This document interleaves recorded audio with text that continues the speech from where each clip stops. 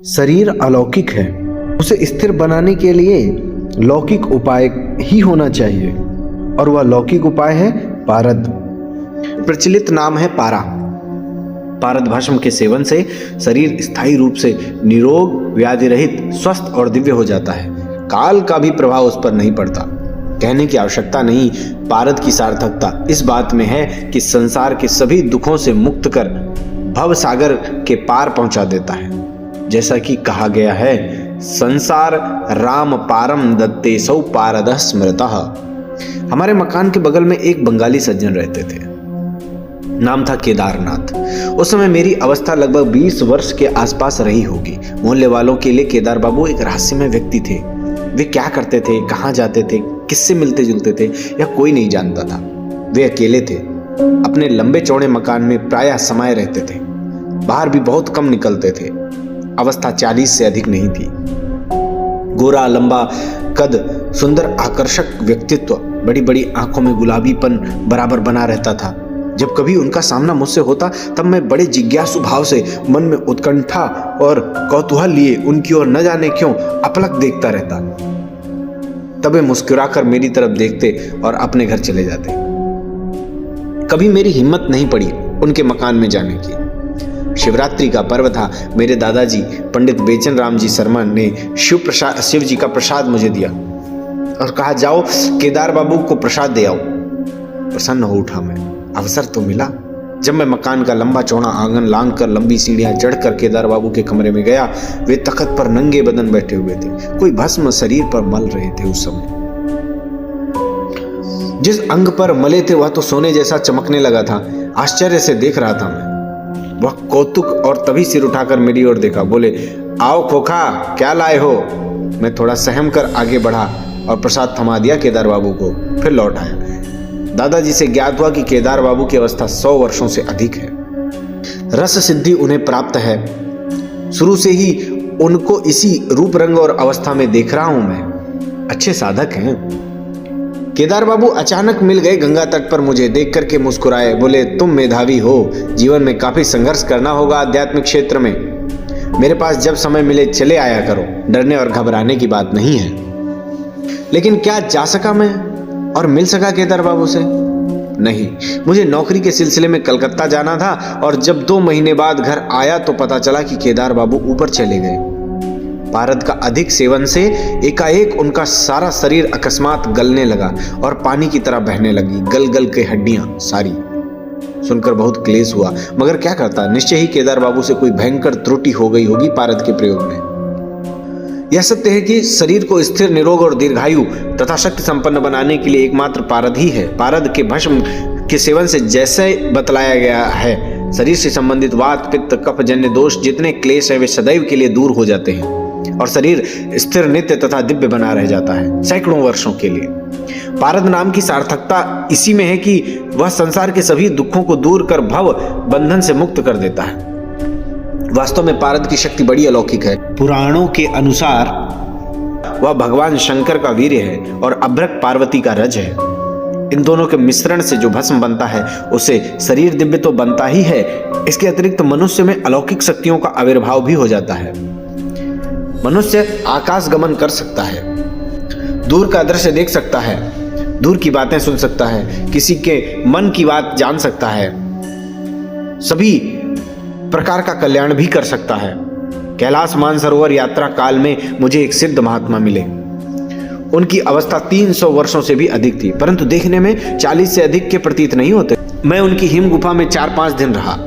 इस अवधि में प्रसंगवश महात्मा ने बताया कि शरीर के भीतर प्राण तथा बाहर पारद, इन दोनों के उचित प्रयोग से शरीर को दिव्य बनाया जा सकता है। पारद की 3 अवस्थाएं, मूर्छित, मृत और बद्ध। जिस पारद में घनता, चंचलता नहीं होती है उसे मूर्छित कहा जाता है। जिसमें तेज, चमकीलापन, भारीपन और चपलता रहती है उसे मृत पारद कहा जाता है। इसी प्रकार एक बद्ध दशा भी होती है।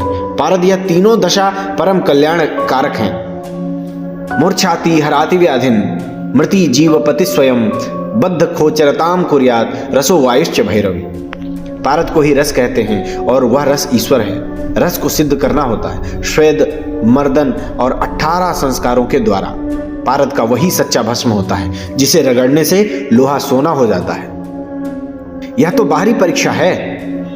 ऐसे ही भस्म के शरीर की भीतरी अनित्य परमाणुओं को बदलकर नित्य बनाया जा सकता है। यह जान लेना काफी आवश्यक है कि बिना योगाभ्यास के आत्म साक्षात्कार संभव नहीं है, और वह अभ्यास साधारण शरीर द्वारा साध्य नहीं है। इसलिए पारद भस्म का प्रयोग करने से दिव्य शरीर प्राप्त होता है। उस दिव्य शरीर द्वारा जब योगाभ्यास होता है तब वह सफल होता है।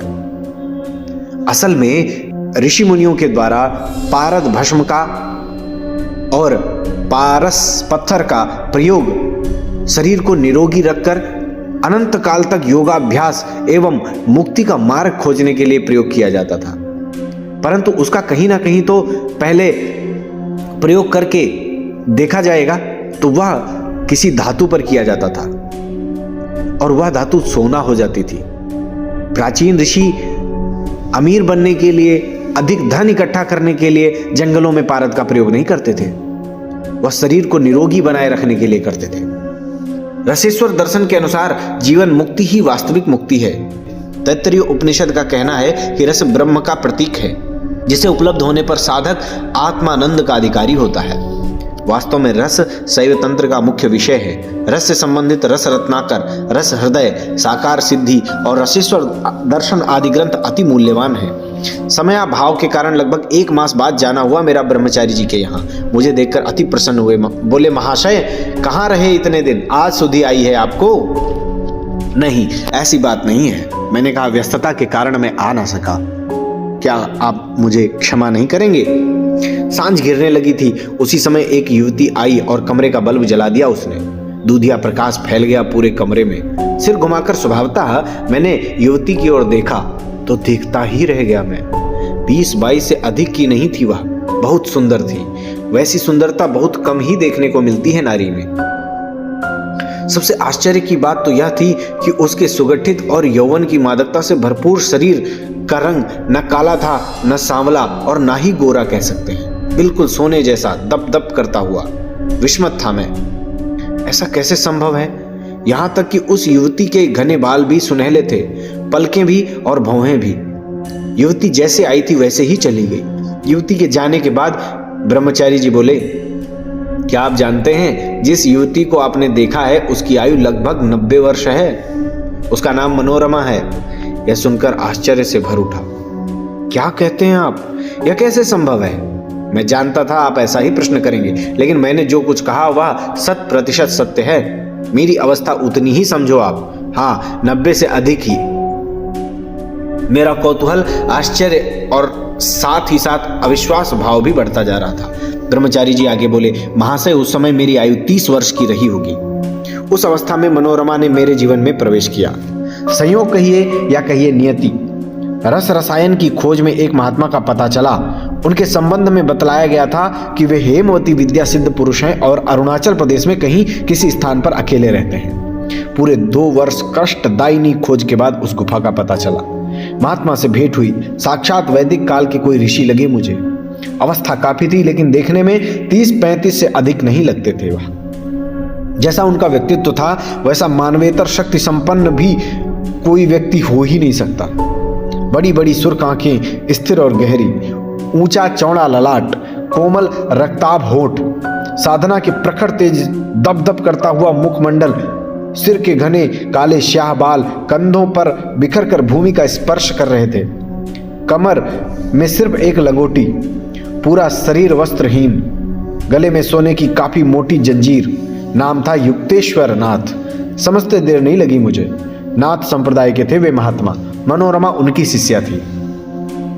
आसाम और बंगाल का मिला जुला खून। मनोरमा थी तो सचमुच मनोरम, लावण्यमयी, कमनीय और सुंदर।